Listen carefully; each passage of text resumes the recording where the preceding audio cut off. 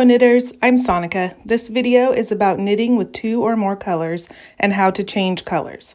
I love teaching other knitters about this because it is actually so easy and it opens the door to so many fun designs. I'm going to use my Canyon Trail hat pattern for this video. There are links to my Etsy and Ravelry stores down below if you're interested in this pattern.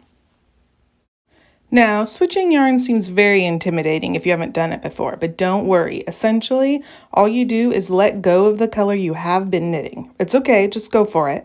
Then you pick up the new color and treat it like your original yarn. Keep going. That's basically it. But of course, I have more tips for color knitting success. First, that spot where you changed yarns will loosen, so you may need to tug at it a bit for the first row or two working around. Do not put a knot in it. That can cause a pucker when you finish and block your project. Just keep an eye on them for a bit. Also, be careful not to pull too tight when you switch colors. Your yarn needs to span the distance between the last time it was used and this stitch. Not only now, but when the project is stretched. Most hats are made to fit when stretched a bit.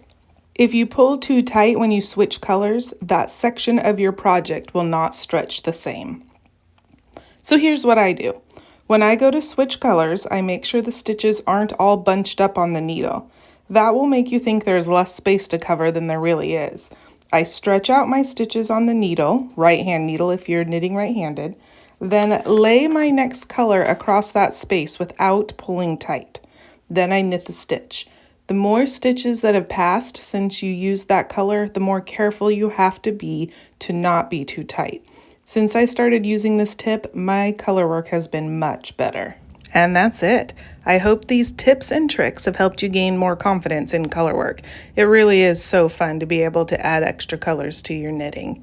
Be sure to subscribe to my channel if you want to see more tips and tricks for your knitting in the future.